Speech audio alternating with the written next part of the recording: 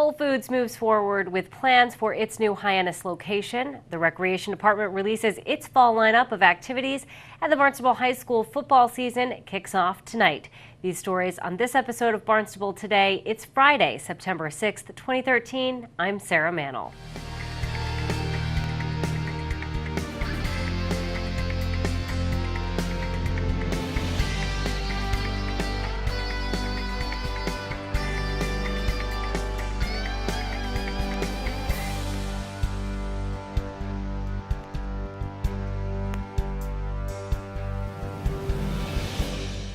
Whole Foods Market presented renovation plans for the former Borders on Route 132 in Hyannis to the Site Plan Review Board this week. Project manager Matthew Eddy described changes that will need to be made, like adding a loading dock for food delivery trucks. So just to kind of walk you through the proposals and the additions to the Whole Foods building, the existing footprint is approximately 25,326 square feet. We'll be adding to the rear of the building approximately 1,290 square foot enclosed loading dock. There'll be 2 loading bays with an enclosed dumpster compactor area, and this will be a recessed loading dock so that it's a 4-foot raised loading dock at the loading platform. As far as overall lot coverage requirements for structures for the overall plaza, it's well in conformance, including that small addition. We're at 16.8% overall. Existing setbacks, again, are conforming 107 feet to 132, 134 feet to the sideline, and then beyond that for rear and other side setbacks. The parking configuration, as far as modifications that we're going to be doing, again, in the Whole Foods area, we have this interconnection here, loading dock addition. This is for tractor trailer access, which will come in and then back in and then exit back out. As far as modifications within the site proper, if you will, they're fairly minimal from a site standpoint. We're going to be restriping along the front, relocating the handicap spaces. That's to accommodate the new entrance vestibule that is being proposed for Whole Foods. The current main entrance is located in the center of the building. That will be relocated down to here. So we'll be sliding the handicap spaces, providing new handicap curb cut ramps. We've also, to address comments and concerns that were raised on pedestrian access, there's an existing curb cut on the sidewalk here. We're then creating a raised crosswalk in this area. We'll create a safe zone in that existing island and striping it, as you see, for a crosswalk, and that will provide safe access over to this adjacent parking lot. Whole Foods will next participate in a pre-construction meeting with the Site Plan Review Board. Once the board okays plans, the market will go before the Zoning Board of Appeals. The Recreation Department released its fall lineup of activities. You may have seen the brochure Come Home in Your Child's Backpack this week. Director of Leisure Services Patty Machado says many of the programs offered are conveniently located at area schools. We're very lucky. Most towns don't have that. After school at the grade 4-5 Barnstable United and at the intermediate school, we're able to stay right after school and have the kids until between 4 and 5 o'clock, depending on what the program length is. So, the schools allow us to come in and run full gamut of programming for them.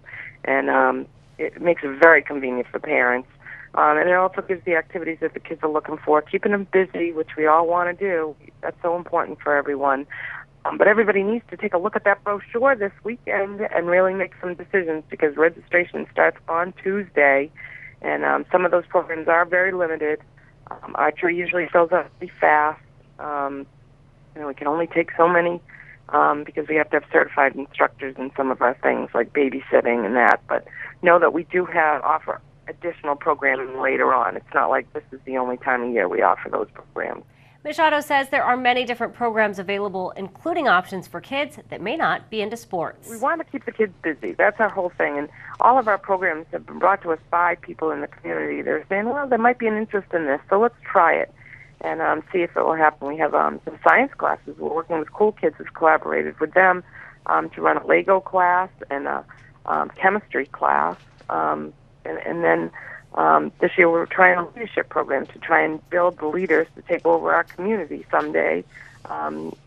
Civic involvement is so important, so let's make it happen at a younger age, so they realize that they have a vested interest in this community. So they're going to be solving some big problems for our kids and other kids in the town, so they're going to look at what needs to be done. I mean, it's an exciting time for young people. Registration begins Tuesday. For more information, visit the town's website and click through to the Recreation Department. This was the first week back to school for Barnstable students, and that means it's also time for football season. The Red Raiders have their first game tonight at Dennis Yarmouth Regional High School. Channel 18's Len Gobeil sat down with head coach Chris Whidden to get a preview of the season. How have things changed in 3 years? Going in there from your first year to now, you've got at least a couple of years' experience. What's the big changes that you've seen? What we've had in my 3 years here is we've had a consistent staff. So definitely the first year here, we were all kind of getting a feel for each other, knowing how each other does different things. And as a head coach, I've been lucky enough to have a consistent staff throughout this whole time. So we kind of know what each other is looking for in a certain drill and how each other coaches. So we're able to accomplish a lot more that way because we're not kind of guessing and tiptoeing around others. And from the kids, there's definitely a belief in what we're doing. They've seen it work. They've seen, they know what it is. They know what the process entails. And at this point, they believe in what we're doing and they believe in themselves. And it's kind of an overall investment that we've all made in the program. As you know, and as our viewers know, I taught at Barnstable High School for a number of years, and after you hang around for a long time, you see the ups and downs of each individual sport, and there are times when the numbers, the total numbers of kids that are wanting to play football or hockey or baseball or whatever, field hockey, those numbers go up and then they go down, and you've been fortunate enough to follow a gentleman who did very well for a period of time, and you have managed to keep those numbers high. How many kids are on the team this year, total numbers, freshmen included? I'm not sure the exact number, but we're right around 125. So yeah, we've got a high participation rate going on right now here. And in addition to the high participation rate, you've also got a number of really good athletes who have come out. It's not just a matter of kids wanting to say, oh, I want to be on the football team, and they go home and say to their mothers and fathers and brothers, oh yeah, I'm on the football team. But you actually have a lot of good athletes. Yeah, we do. I mean, kids are starting to see that, obviously it's hard work being a part of a football team. If you want to be good, you've got to invest yourself in it. But they're also seeing that, practice can be fun. There are fun parts of playing the game. It's not all just grinding work and not necessarily having fun. And that's kind of encouraged some of the athletes to come out and having a lot of teachers in the school, the kids get to know and they get to respect and develop a relationship with. That helps too. And you get those types of kids to come out a little bit more when they know you outside of football and there's a level of respect that both sides have. Yeah, and so you have a lot of your assistant coaches who are members of the faculty. Yeah, there are a majority of them are. There's only a couple that aren't. That has always been, I found that interesting, that's always been a problem when you have kids, especially kids who are in high school. You see a coach at 2 o'clock in the afternoon and you work with your coach until 5 or 6 o'clock in the afternoon, and you go to the games that are a little bit later, and then you never see them through the course of the day.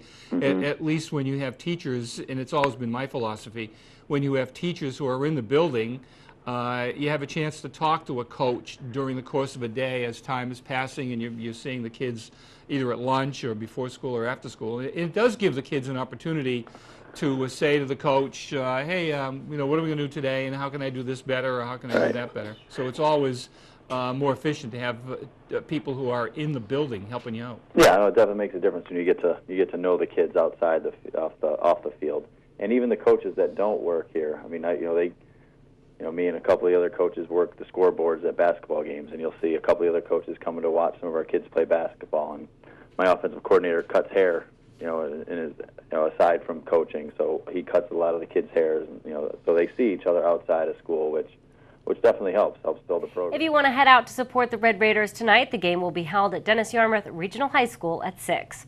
With Barnstable Today, I'm Sarah Mannell.